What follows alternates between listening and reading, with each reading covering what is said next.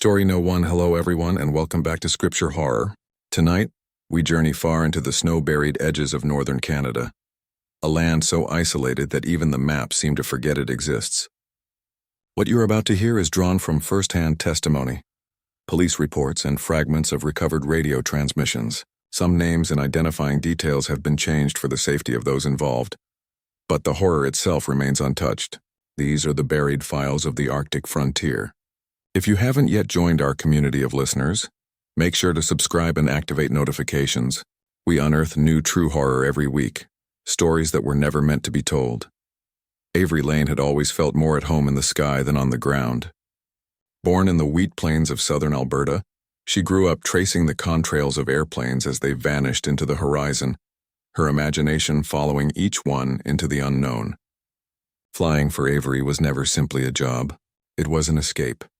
A promise of freedom from everything heavy and earthly. Years of study, flight hours, and relentless discipline finally earned her a commercial pilot's license. She flew regional cargo routes through unpredictable weather, learning how to navigate not only the elements but the silence. Yet the work began to feel routine, safe, even dull, until she was offered a contract with a small freight company operating out of the Northwest Territories. They flew routes where no roads reached, where villages lived and died by the wings of supply planes. Her assignment took her to Wraith Bay, a settlement near the western edge of Baffin Island, perched above a jagged shoreline where the Arctic Ocean cracked and groaned beneath its own weight. Population 128, though that number would soon change. The residents depended entirely on pilots like her. During the long winter months when the sea froze and storms raged for weeks, her plane was their only connection to the outside world. Avery had prepared for everything, or thought she had. She'd trained for whiteouts, mechanical failures, even engine fires, but nothing could have prepared her for what waited in Wraith Bay that January morning. The dawn came reluctantly, smothered in low gray clouds that never lifted. The temperature hovered near -40. Even the air seemed frozen. Her de Havilland Beaver sat ready on the strip outside Tuktoyaktuk, its belly packed with supplies, barrels of heating fuel, crates of canned food, boxes of antibiotics, batteries, and school materials. Every item labeled, balanced, and logged with precision. Her co-pilot, a quiet mechanic named Eli Mercer, checked the gauges one last time. Visibility's dropping north of the inlet, he warned, eyes narrowing at the distant haze. Avery smirked beneath her parka. It always drops. That's why they pay us more than the mailman. They laughed, unaware that those would be among their last easy words. 2 hours later, the outline of Wraith Bay appeared below, a scattering of cabins, a dock swallowed by ice, and the small airstrip carved from packed snow. Normally, the place would already be alive with movement, kids running to watch the plane land, men waiting with snow sleds, women waving from porches. But the runway was empty. No smoke from chimneys. No motion at all. Maybe they're late, Eli muttered as they taxied to a stop. Avery cut the engine. The silence that followed was absolute. She stepped out, her breath crystallizing instantly. The wind pressed like a hand against her face, sharp and dry. Not even the dogs barked. Something about that stillness made her stomach tighten. "Hello," she called, her voice echoing off the frozen houses. "Wraith Bay delivery flight." "Supplies!" No answer. They began unloading anyway, stacking crates beside the plane, but with each minute the absence of life grew heavier. No tracks in the snow. No recent footprints at all. Together they made their way into the settlement. Cabins lined the main path, neat and orderly, burned but lifeless. Doors hung open, coats still on hooks, dishes left half-washed in cold sinks. A radio played faint static inside the first cabin, the battery nearly dead. A cup of tea sat frozen on the counter. In another house, Avery found a crib, the blanket still warm from the heater that had since gone out. "Eli," she whispered. "They didn't just leave. They ran." The community store looked as though it had been abandoned midday. Shelves stocked. Cash in the till. A notebook on the counter with the last entry scrawled in shaking handwriting. They said the lights were moving again. Not above, across the ground, Avery felt her heart race. She turned the page, but the rest was blank. They tried the radio tower next, a small hut at the edge of town where the supply coordinator usually waited. The door was ajar. Inside, the equipment hummed faintly. power flickering from an auxiliary generator. The chair lay on its side, headset tangled in the cables. Eli pressed the transmitter button. "This is Flight 702 to any open channel requesting contact with Wraith Base Station. Over. Only static." Then a faint voice beneath the noise. "Don't look. When it walks." Avery froze. Eli turned pale. He released the button and the static died. "Interference," he said weakly, but neither believed it. By the time they reached the community center, daylight was already fading. A single note had been nailed to the door. The paper was stiff with frost, but the words were clear. "We followed the lights. They wanted us to see." Inside, the building looked like it had hosted a meeting that ended in chaos. Chairs overturned, jackets thrown aside, a map of the coastline pinned to the wall, marked with circles and arrows that led toward the frozen bay, and at the bottom, a message scrawled in pencil: "The storm isn't weather." Avery's flashlight flickered as if the batteries were dying, though they were new. A sound drifted from outside then, faint, hollow, rhythmic, like something knocking against the side of a building.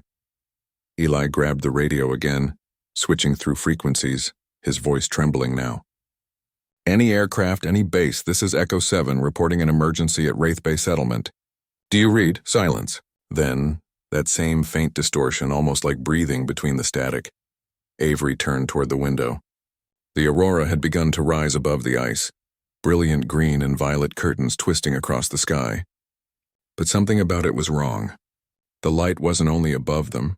It shimmered on the ground, moving slowly between the cabins, as though the aurora itself had descended and taken form.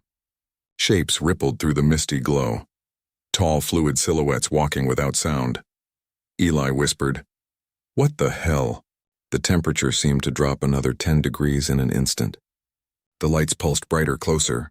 "Back to the plane," Avery said sharply. "Now!" They ran. Behind them, the shapes moved faster, the colorless glow flickering with each motion. The air hummed, low and deep, a vibration that rattled in their bones. When they reached the runway, Avery fumbled with the keys, her gloves shaking. The Beaver's engine sputtered once, twice, then refused to catch. Eli slammed the side panel, checking the fuel line. "It's fine, everything's fine." Then he stopped, because the snow beneath the plane was glowing faintly green. The aurora's light spread outward like veins, reaching toward them across the ice. Avery grabbed the emergency flare from her pocket and struck it. The red flame burst to life, cutting through the green haze. For a heartbeat, the shapes recoiled, as if the color pained them. "Run to the shoreline," she yelled. They sprinted across the frozen inlet, wind screaming in their ears. Somewhere behind them, the sound changed, a single, piercing wail that wasn't human and wasn't the wind. They dove into an abandoned fishing shack near the water's edge, slamming the door shut and barring it with an oar. Inside, Avery lit another flare and kept it burning until her hands ached. Outside, the air shimmered and hissed, the colors pulsing through the cracks of the wooden walls. Eli pressed his forehead against the door, whispering prayers he half remembered from childhood. Avery watched the clock on her wrist tick each second slower, convinced that if the flame died, something unspeakable would enter. Hours dragged past like days. The light outside finally dimmed. When the red flare burned to its last ember, dawn began to stain the horizon gray. Then, faint, distant, the rhythmic thump of rotor blades. A rescue helicopter broke through the fog, orange against the pale sky. They stumbled outside, waving frantically. The crew found them dehydrated and frostbitten. Eli's fingers were nearly black, but he was alive. Avery tried to explain what had happened. The empty village, the moving lights, the things that walked. But when the rescue team reached Wraith Bay, they found no footprints other than hers and Eli's. No signs of struggle. No bodies. Only one thing remained. A series of concentric circles burned faintly into the ice near the airstrip, as though the snow itself had been melted from beneath. Investigators later blamed the disappearance on a combination of hypothermia and mass disorientation during an unreported storm. The company closed the route permanently. Wraith Bay was struck from official flight charts listed as uninhabited, but Arctic pilots still whisper about the place. They say that on clear winter nights, when the aurora stretches low across the horizon, Lights can sometimes be seen moving along the frozen shore. Too slow, too deliberate to be reflections. Avery Lane never flew again. When asked why she left aviation, she gave only one answer. Because I learned that some storms aren't made of weather. Somewhere beyond the maps and satellite grids lies the cold heart of Wraith Bay. And if you ever see the aurora crawling along the ground, not the sky, don't look at it. Landon Ruiz never put much faith in ghost stories or legends. He grew up in the sun-scorched plains of New Mexico, where life revolved around sweat, steel, and the steady rhythm of machinery. By his late 20s, he'd worked every job from repairing diesel trucks to welding pipeline joints under a brutal desert sun. His hands were thick with calluses, his skin tanned to leather, and his view of the world shaped by logic and labor. So when a recruiter offered him a contract job up north, commercial crabbing in Alaska's Norton Sound, he signed the papers without hesitation. He wasn't looking for mystery or danger, only a change of scenery and a paycheck big enough to send home. But when his plane landed in the remote coastal town of Teller, Landon quickly realized he was a long way from the world he knew. The horizon stretched forever, flat, white and silent, where sea met sky in a pale blur. The air smelled of salt and iron, and the cold was so sharp it burned his lungs. Even in daylight, a strange half-gloom hung over everything. The locals called it the blue hour, the endless twilight between sun and shadow. At first, the town's quiet rhythm unsettled him. The people spoke little, their faces carved with years of hardship. They treated him kindly enough but kept a careful distance, like they were testing to see if the outsider would last the winter. Then one night at the bar, after too many beers and too few words, someone told him about Teller's annual ice haul, a midwinter fishing tournament held out on the frozen sea. "It's tradition," one fisherman said, lifting his glass, "a way to thank the ice for another year of letting us live." Landon laughed. "You thank the ice?" The man's smile faltered. "You will too if you're smart." He thought it was just another northern superstition. But when January came and the town gathered for the event, curiosity got the better of him. The day of the ice haul dawned under a sky the color of old steel. The temperature hovered somewhere around -40. The sea had frozen so deep it could hold trucks, and a dozen fishing shacks stood scattered across the plain like tiny graves. Smoke rose from their chimneys, curling into the gray. Landon joined the others at dawn, bundled in insulated gear and borrowed fur mitts. Around him, the locals drilled holes through the ice with hand augers, their motions practiced and precise. The air rang with the metallic scrape of steel against frost. He was struck by how ritualistic it all seemed, each movement deliberate, almost reverent. An old fisherman named Sigurd Anaruk, his beard rimed with frost, sat down beside him. "You're from the south," Sigurd said. "You ever hear of the Kalupalit?" Landon shook his head. "They live under the ice," Sigurd said simply. "Spirits of the drowned. They hate the living for breathing what they cannot. Sometimes when the fishing's too good, they come to take their share." Landon grinned, thinking it was a joke, but the old man didn't smile back. "The ice remembers," Sigurd added quietly. "Everything it swallows." The words lingered in Landon's mind as he worked. By noon, the air was full of laughter and good-natured rivalry. Buckets brimmed with Arctic char and cod. Someone played a radio through the static. The sound drifted across the ice like ghosts singing through a storm. Then, sometime after midday, Landon felt it, a vibration. It was faint at first, so subtle he thought it was the wind. But then it grew stronger, rippling through the ice beneath his boots like the deep hum of a faraway engine. He looked around. The others had noticed too. "What the hell is that?" someone whispered. The sound built slowly, a low pulsing thrum that rose from below. The augers trembled where they stood. Fishing lines quivered in their holes, as if something massive was moving in the black water beneath. Landon's stomach tightened. He'd felt vibrations before, heavy trucks passing near a job site, the rumble of distant thunder. But this was different. This was alive.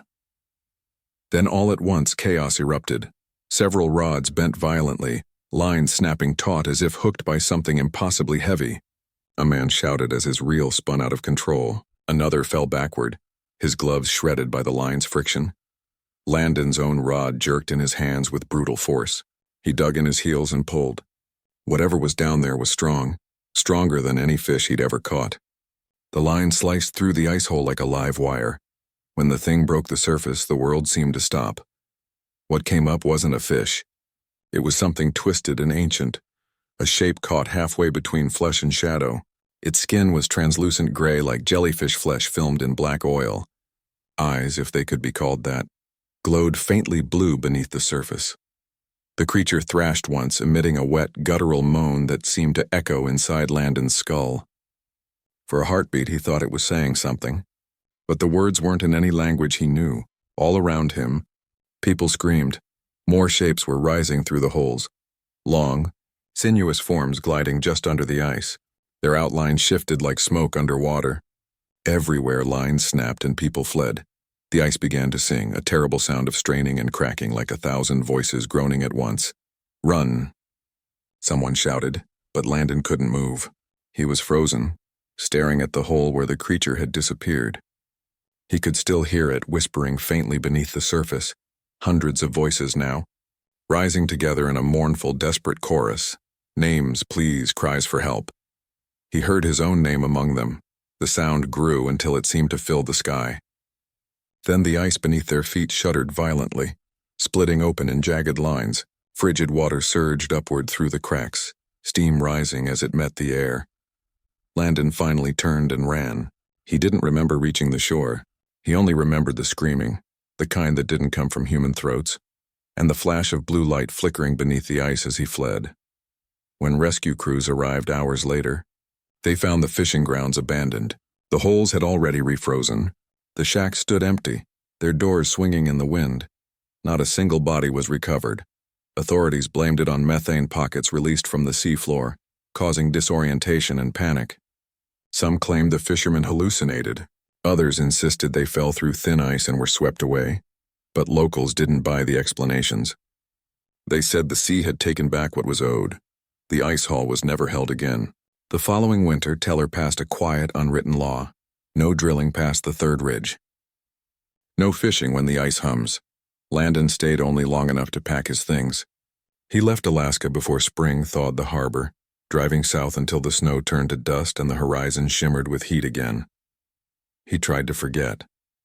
He found work in construction outside Albuquerque, pouring foundations and patching asphalt. It should have felt grounding, safe. Solid ground beneath his feet, warm wind on his back. But sometimes late at night, when the desert air dipped below freezing, he heard it again. That hum, soft, steady, just beneath the edge of hearing. It always began the same way, a vibration in the walls like heavy machinery miles away. Then came the voices, faint and distant, speaking in a language he still didn't understand. He would wake drenched in sweat, convinced he could smell salt in the air. Neighbors said he'd started talking in his sleep, mumbling words that made no sense. One morning, his coworker found him standing barefoot in the yard, staring at a frozen puddle, whispering to it like it might whisper back. He never spoke about what happened in Alaska. When people asked why he quit fishing, he just said the sea didn't want him anymore. Years later, pilots flying over Norton Sound reported strange lights moving beneath the ice at night.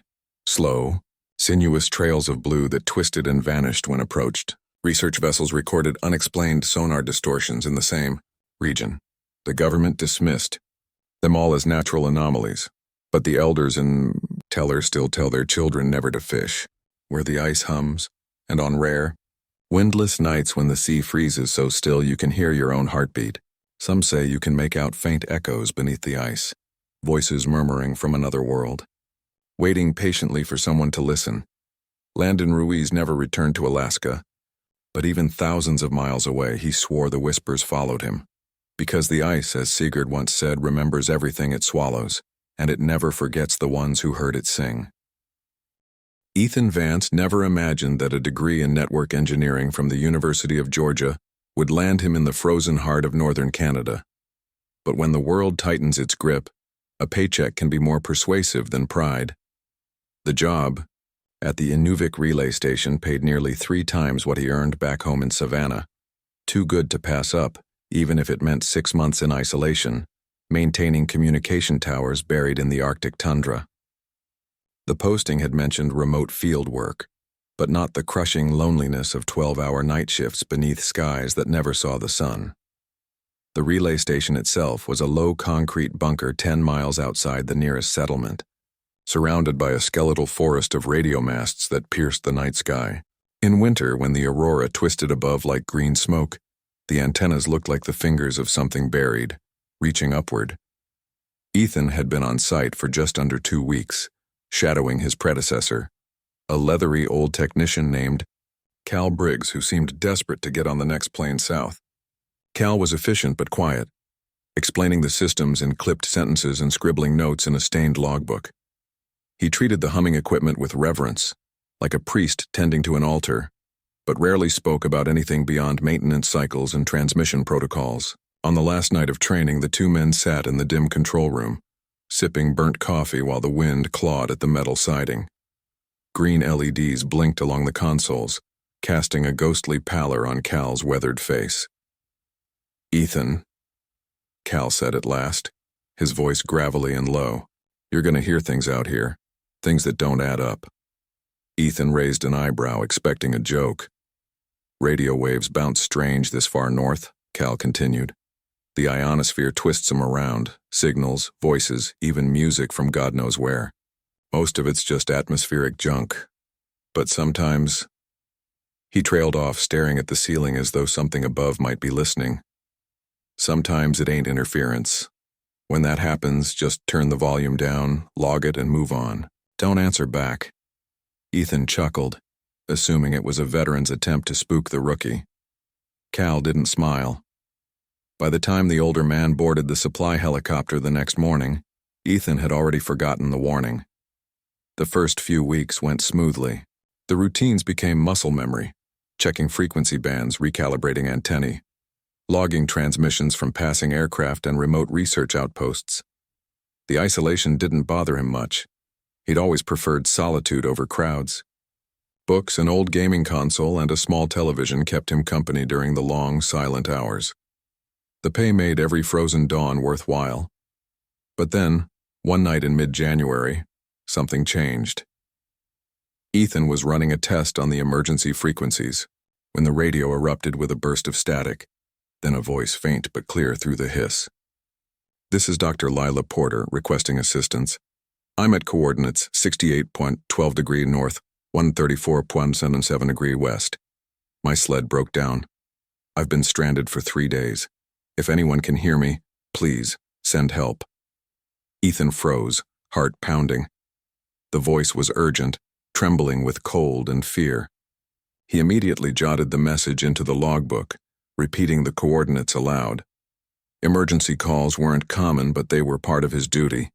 He tried to respond on the same frequency, but the signal seemed one way. The woman repeated her message twice more before fading into static. Within minutes, Ethan was on the line with the Royal Canadian Mounted Police outpost in Inuvik, relaying everything he'd heard. The officer on duty took the report seriously, promising to dispatch a search team at dawn. For the rest of the night, Ethan stayed glued to the monitor, hoping to hear the voice again. It never came. 3 days later, the local news ran a short piece about the failed rescue. Searchers had reached the coordinates, but found only the rusted remains of a snow sled, half buried in permafrost. Tests showed it had been there for over a decade.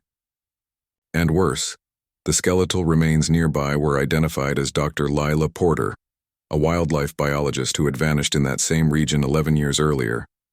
Ethan reread the report 3 times, cold sweat trickling down his back. The broadcast he'd heard couldn't have been live. The woman had been dead for years. He tried to explain it away: radio propagation, solar flares, freak atmospheric reflection. Maybe he'd intercepted an old transmission still bouncing between layers of the ionosphere. It was a stretch, but it was science. He clung to that explanation because the alternative made his stomach twist. 2 weeks later, another voice came. It was just after 1 a.m. when the emergency channel flickered on again. "This is Daniel Myers, geological surveyor. I'm trapped, whiteout conditions, near 68. 14 and north, 134.5 west. Please send anyone, I can't feel my hands." Ethan froze. The coordinates were almost identical to Dr. Porter's. He logged the call, made another report, and tried to respond. Again, no reply, just static. Noon, he'd learned that Daniel Myers had been a geologist who vanished in that same area 9 years ago. His frozen body had been recovered months after the blizzard took him. The message Ethan heard had been a plea from a dead man. He barely slept that night. Every time the radio hissed, he jumped. The sound of the wind outside started to resemble faint whispering. He told himself it was just paranoia, the isolation gnawing at his mind. But deep down, something colder had taken root. Fear that the line between the living and the dead was blurring. February came, and with it, the kind of darkness that devoured the horizon entirely. The sun hadn't risen in weeks, and the temperature dropped below 40 below zero. Ethan's reflection in the control room window looked pale and sleepless. The aurora shimmered faintly above, casting green ribbons across the sky like ghosts dancing in silence. It was on one of those nights that the final transmission came. The clock read 3:07 a.m. when the emergency frequency flickered to life again. Ethan's hands, already trembling, reached for the dial. What he heard made his blood run cold. "This is Ethan Vance calling for help. I repeat, this is Ethan Vance. My snowcat is broken down. I'm stranded at 6812 degree north, 134.76 degree and west. I'm injured. Please send help." He froze, staring at the radio as if it had grown teeth. The voice was his. Distorted by static, yes, but undeniably his own. "I can't feel my legs," the voice said, weaker now. "If anyone hears this, please hurry." Ethan's breath came in ragged gasps. He checked the signal source. It was broadcasting from the same cursed coordinates as every other phantom call. The same patch of frozen wilderness where the dead cried out. His fingers hovered over the mic switch, but he couldn't bring himself to answer. When the signal died, he sat motionless for hours. The only sound, the low hum of the heaters and the hiss of the empty channel. Every rational explanation he'd ever believed in shattered like thin ice. Could the transmissions be predictions, voices of those not yet dead? Was the relay picking up echoes from the future? Or was something out there calling to him, luring him toward his own end? By morning, Ethan made his decision. He packed his duffel, powered down the relay equipment, and drove through the blizzard to Inuvik Airport. He didn't even wait for his replacement. He bought the first ticket south, to Vancouver, and didn't look back. He never went to collect his belongings. Never returned the company's calls. The job posting was later filled by another technician from Toronto, a young man named Connor Reeves. He lasted 4 weeks before resigning abruptly and flying home without a word. Ethan now works for a television station in Georgia. He has friends, co-workers, and the comforting chaos of city life. Yet every so often, when storms roll through and the static on his radio thickens, he swears he can hear something beneath the noise.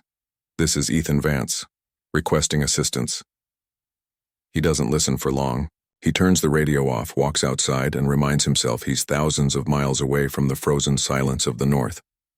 But sometimes, in the dead of night, when the sky glows faintly green and the wind howls through the trees, he can still hear it, his own voice echoing across the static, trapped forever in a loop of desperation. The Inuvik relay station still operates, though few last more than a season. Local authorities no longer respond to distress calls from the coordinates near 68 degrees north, having learned that no search ends well. The wilderness there remains untouched, an expanse of snow and wind and silence. But on certain nights when the ionosphere bends just right, a handful of operators across northern Canada report hearing faint transmissions on emergency frequencies, voices calling out for help from coordinates that don't exist on any modern map. And always among them, a single trembling voice repeating the same plea. "This is Ethan Vance, please, and somebody answer." Naomi Turner had always chased the horizon. Growing up in Portland, Oregon, she'd spent her weekends hiking coastal trails and kayaking in the mist-shrouded bays that lined the Pacific Northwest. Adventure was her addiction. And when a seasonal posting appeared for work at a crab processing facility in a remote corner of northern Iceland, she jumped at it. Fresh out of university with a degree in environmental policy and no job offers waiting at home, Naomi figured a summer abroad would give her the experience and the savings she needed to start over. What she found in Iceland was something far older and far stranger than any job description had prepared her for. The Skeld Bay Fisheries facility sat on a desolate strip of volcanic coast 2 hours north of Akureyri. The buildings looked like a collection of steel carcasses dropped beside the gray water, rust-streaked, wind-blasted, and humming faintly, even when no machinery was running. Built in the late 1960s, it had processed crab, cod, and herring for over half a century. Naomi arrived in late May, when the Arctic daylight barely faded and the wind smelled of salt and snowmelt. Her supervisor, a wiry man named Einar Holm, handed her a pair of rubber boots and told her she'd be on the night shift, working the sorting line. The work was grueling, 10-hour nights on her feet, sorting and cleaning crabs under flickering fluorescent lights. The cold seeped through her gloves until her fingertips felt like glass. But the pay was excellent, and the other workers, mostly students and migrant laborers from Eastern Europe, made the hours bearable. For the first few weeks, the job felt almost hypnotic. The endless rhythm of conveyor belts, the metallic slap of crabs hitting the table, the droning hum of refrigeration units. But as the long days blurred into each other, Naomi started noticing things that didn't fit. It began one night near mid-June. She was working in the secondary sorting room, alone after the others had gone to clean up, when she heard the unmistakable groan of the main processing line starting up next door. That shouldn't have been possible. The trawlers hadn't come in for 2 days, and the line only ran when fresh catches arrived. Curious, she wiped her gloves, crossed the narrow hallway, and peered through the window that overlooked the main hall. The conveyor belts were moving. Stainless steel claws and blades flashed under the overhead lamps. Crabs, or what looked like crabs, were sliding across the tables in neat rows. Her stomach turned. The shells were gray-white like the bones of something long dead. Their legs moved faintly, twitching in unison. Even though no one was operating the equipment, Naomi radioed Einar. "There's someone in the main hall," she said, trying to keep her voice calm. Einar's reply came a few seconds later, fuzzy with static. "No one's there. That line's been shut off since the trawler delay. Maybe a relay tripped. But the machines are on," she insisted. "They're running. Then cut power at the breaker and go home. It's nothing to worry about."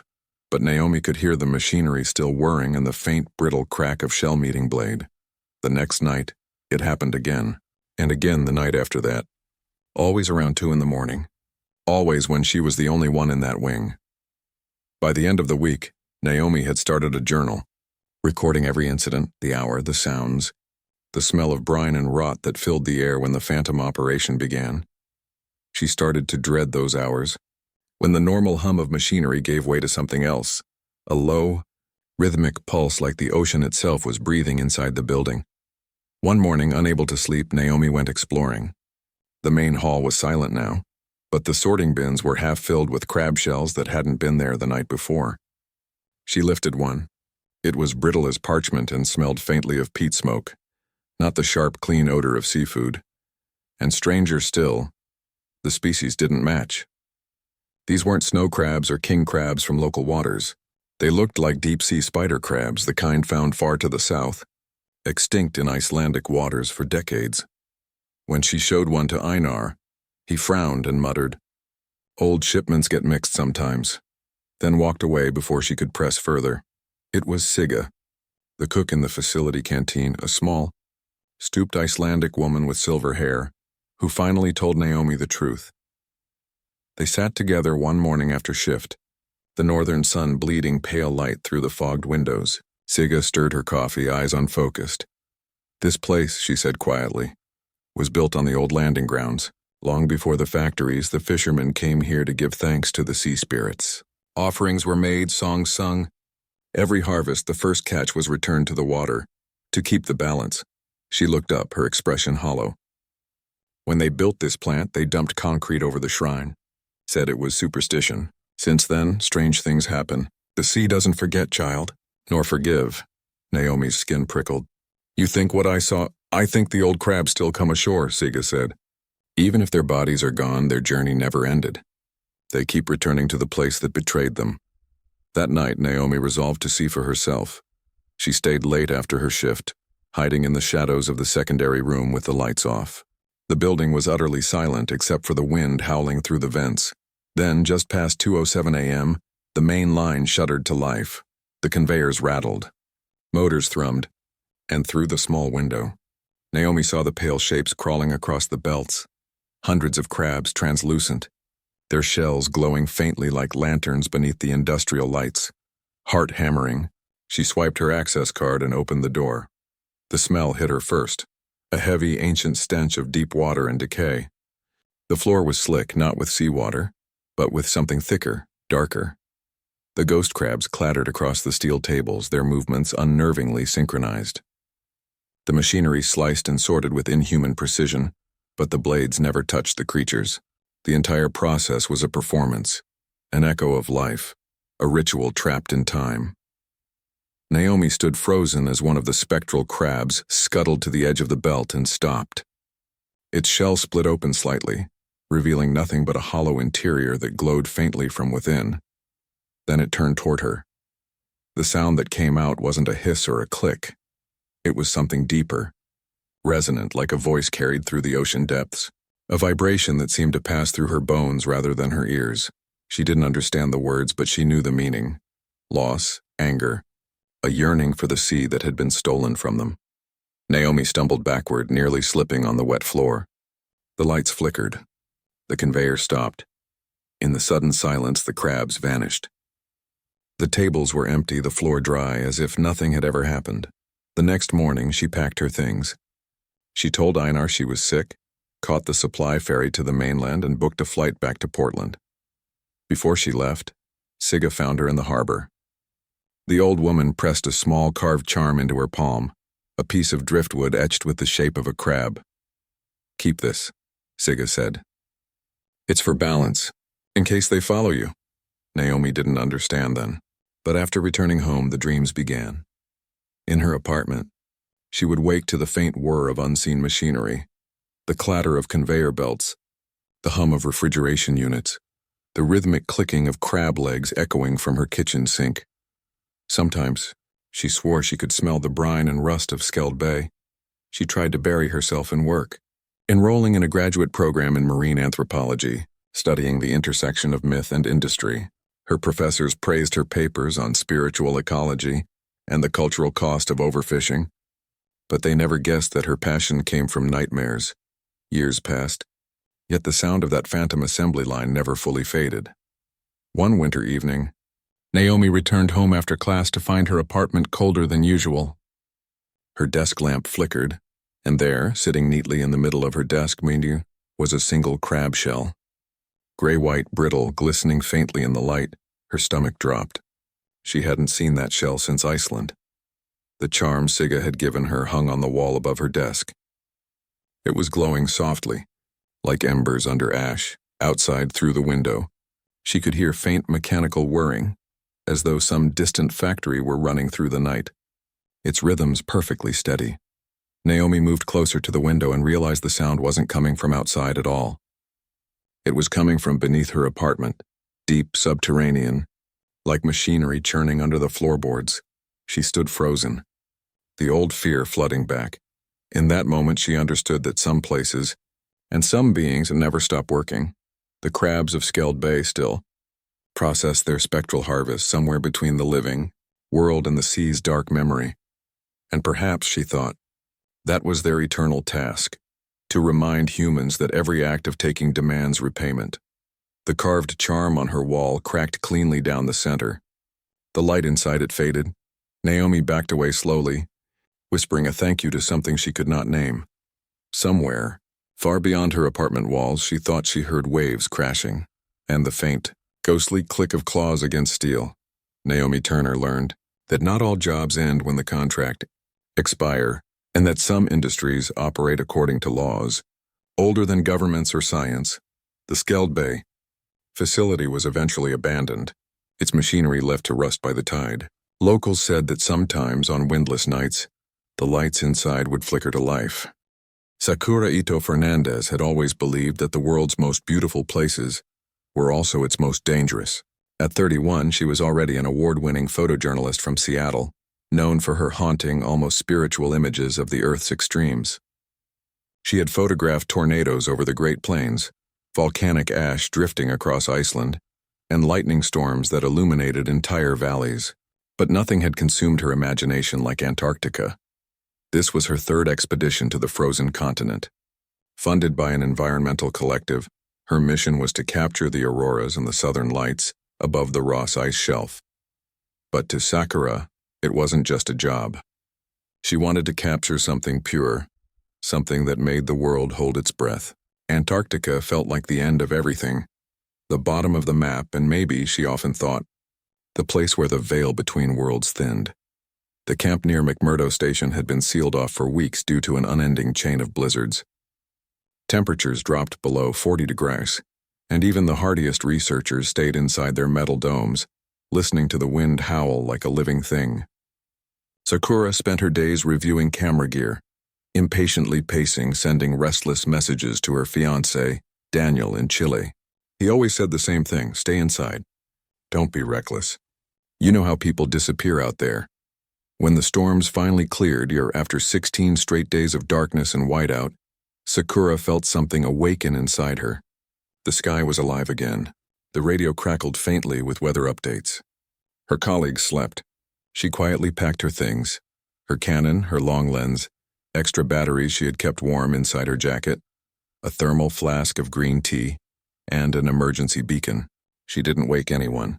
The ice called to her. Outside the safety of the dome, the world was unrecognizable. The horizon was a seamless wall of black and white, sky and ground blurred into one endless surface. Her breath plumed like ghosts around her face mask.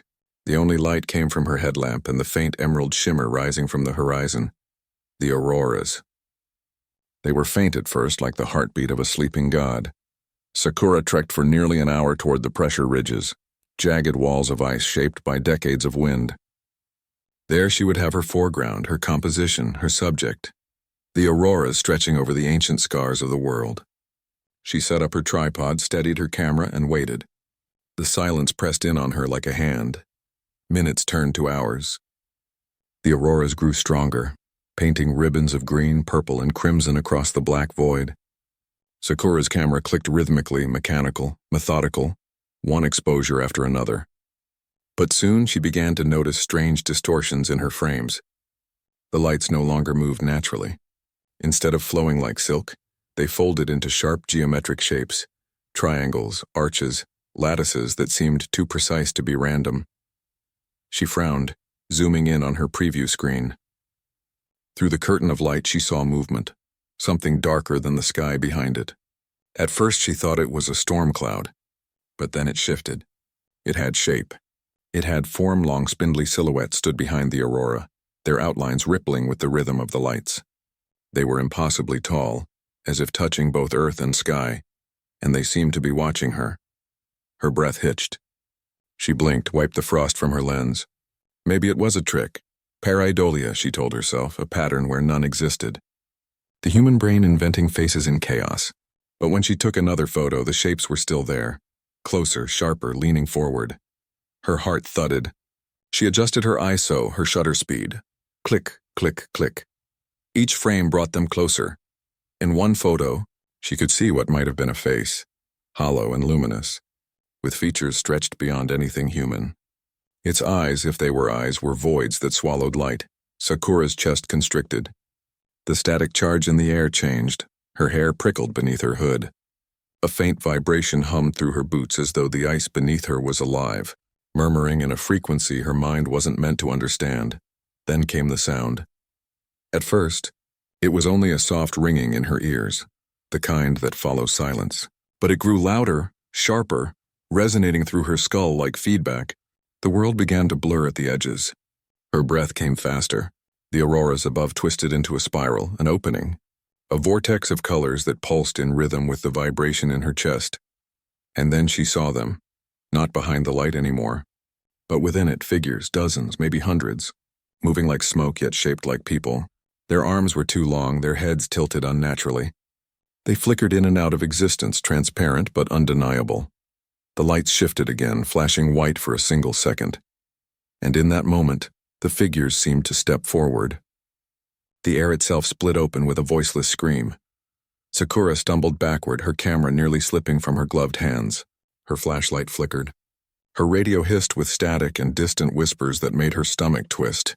She couldn't understand the words, but the tone was unmistakable, pleading, desperate. She turned and ran. The snow was deep, the wind biting, her breath ragged. She could feel something behind her, not touching but pressing, as though the darkness itself wanted to crawl inside her lungs. Every few seconds, she dared a glance over her shoulder. The auroras were still writhing above, but the shapes had descended closer to the ice, gliding silently, impossibly fast. By the time she reached her snowmobile, her body was shaking uncontrollably. She jammed the key into the ignition and pressed start. Nothing. The dashboard lights flickered, then went dead. It was as if every battery in the world had been drained at once. She screamed, slamming her fist against the controls. The air vibrated in response, not echoing her, but answering. Frantic, Sakura fumbled for her emergency beacon, pressing the signal button. The device blinked weakly, then dimmed. Dead too. She was alone in a world without power, surrounded by silence that felt sentient. In desperation, she huddled beside her snowmobile, scrolling through her camera. Her gloved hands shook so badly she could barely tap the buttons. The last images she had taken made her blood run cold. The figures had come closer, now only feet away, their faces distinct. One stood directly behind her tripod, a shape so tall it filled half the frame. Its mouth was open, but no breath, no mist escaped. The next photo was black. The one after that, corrupted. The one after, something worse, her own reflection, taken somehow from above. Her eyes glowing faintly with the green of the aurora, her mouth slightly open as if whispering. Sakura felt tears freeze against her cheeks. She pressed her palms over her ears, but the sound, that endless ringing, grew louder. It was inside her now, vibrating in her teeth, her bones. The world tilted. The aurora flared one last time, bathing the ice in light so brilliant it felt like day. Then it all went dark. When she awoke, she was on her side, half buried in snow. Her radio buzzed faintly, voices calling her name. Hours had passed. A search team from the station had followed her GPS trail before it failed. They found her delirious, her face frostbitten, clutching her camera like a child clutching a toy for protection. Back at the station, the scientists spoke softly around her, exchanging uneasy glances when they looked at her photographs. They didn't say what they saw, but one man, an old glaciologist from Norway, crossed himself before leaving the room. Later, an Inuk researcher who had grown up in Nunavut visited her bedside. She told Sakura a story, one not written in any textbook. They say the auroras are the fires of the old ones, the woman said quietly. They walk between the worlds when the sky opens. If you hear them calling your name, never answer. That's how they know you see them. Sakura said nothing. Her voice had not returned. She only nodded. When she finally returned to Seattle months later, the photos from Antarctica went viral. Not because of their beauty, but because of the anomalies. Digital forensics couldn't explain the distortions, the humanoid forms that appeared within the aurora, visible only at certain exposure levels. The file data contained impossible metadata, timestamps that didn't exist, coordinates that changed every time the files were opened. One image, the final one before the blackout, showed what appeared to be a silhouette standing directly behind Sakura's position, a figure that had never been there. She deleted the files, but weeks later, strange things began to happen. Her home computer would power on at night. The screensaver would shimmer faintly, green, violet, and crimson. Sometimes she thought she heard a whisper through her headphones when she worked late, a soft voice calling her name. The first few times, she told herself it was imagination, the echo of trauma. But once, late in January, she looked out her window and saw faint lights dancing above the Olympic Mountains, lights that shouldn't have been visible that far south. And for the first time since Antarctica, she felt it again. That low hum in her bones, that presence watching her from above.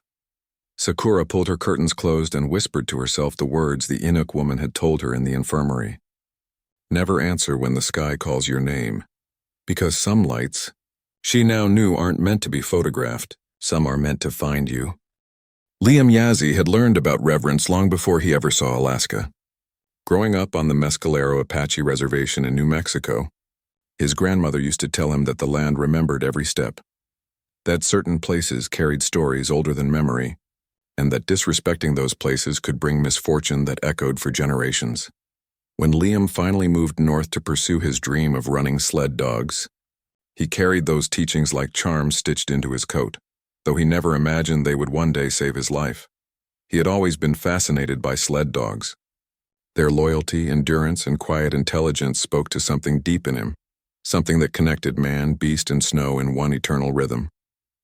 After years of training across the lower 48, he scraped together enough money to buy a veteran team from an aging musher outside of Talkeetna. The old Swede, Henrik Olsson, was a man of few words, his blue eyes permanently squinting against the cold. When Liam loaded the dogs into his trailer, Henrik gave him a small nod and said, "Keep clear of the Shadow Basin Trail if you can help it. The land remembers what happened there." Liam had assumed he was warning him about thin ice or blizzards. He thanked him politely and forgot about it. It wasn't until months later, after settling in a small cabin near Lake Iliamna, that he began to understand what Henrik had really meant.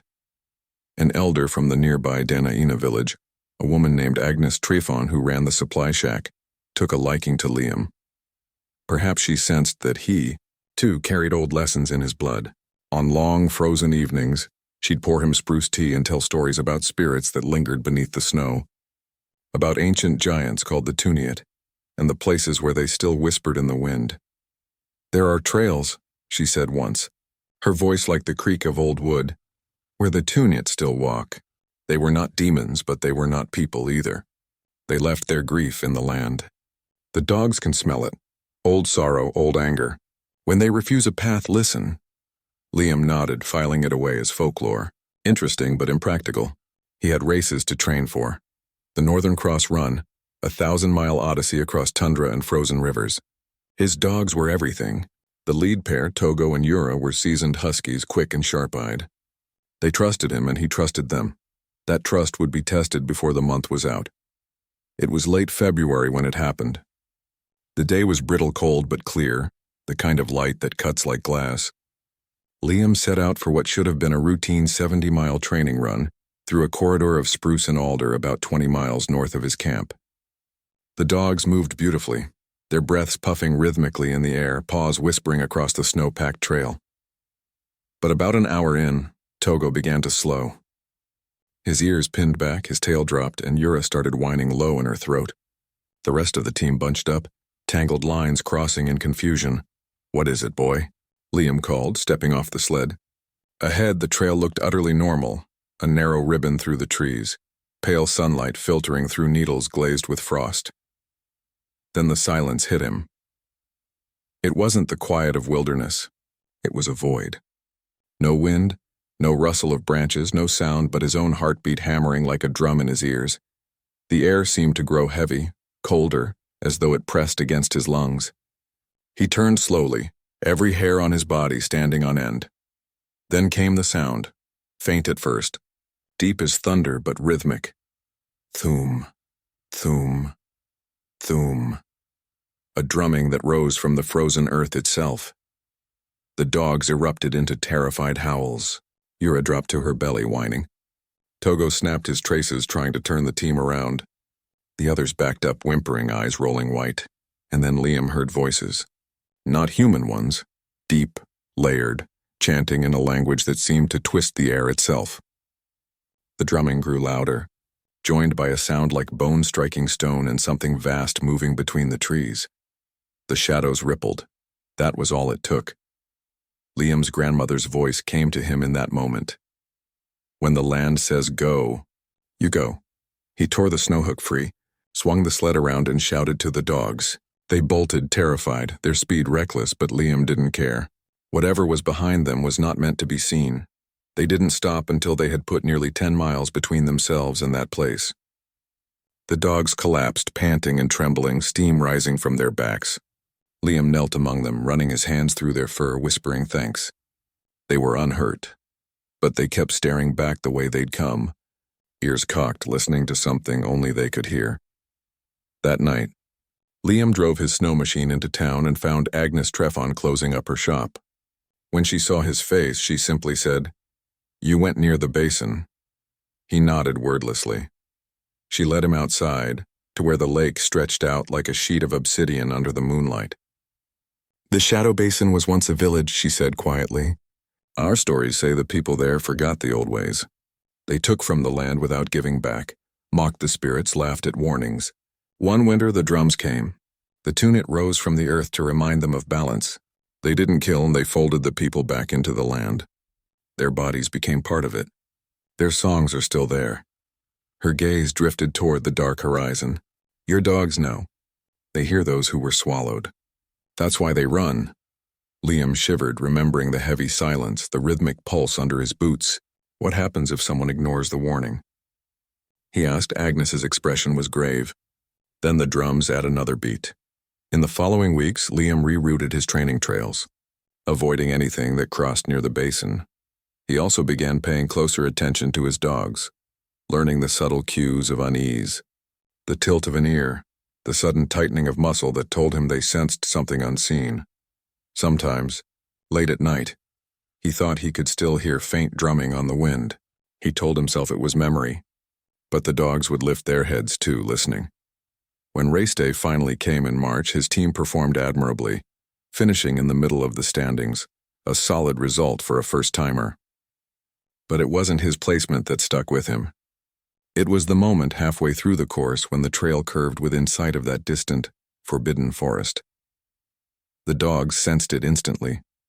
Togo's ears flattened. Yura quickened her pace as if desperate to get away. Even from miles off, Liam could feel that same wrongness pulsing faintly through the ice. They raced past in silence, and he didn't look back. After the race, Liam stayed one more season in Alaska, then returned home to New Mexico. He opened a youth outdoor skills program on the reservation, teaching tracking, survival, and respect for the natural world. He always began his classes with the same lesson. Listen to the land. Listen to the animals. They remember things we've forgotten. He never mentioned Alaska directly, but he told his students about places where silence itself was dangerous, where old spirits still beat their warnings into the ground. He told them that arrogance was the quickest way to get lost forever. The dogs had saved him by refusing the path the land had closed, and so he carried the memory, not of fear, but of understanding. That survival wasn't about conquering wilderness. It was about knowing your place within it.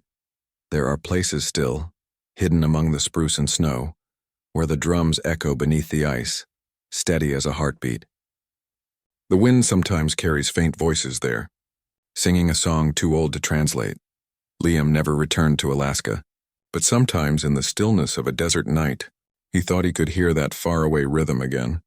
And when he did, he whispered a quiet prayer to the north, a promise that he had listened because some trails are not meant to be taken. And those who forget that truth do not come back as travelers.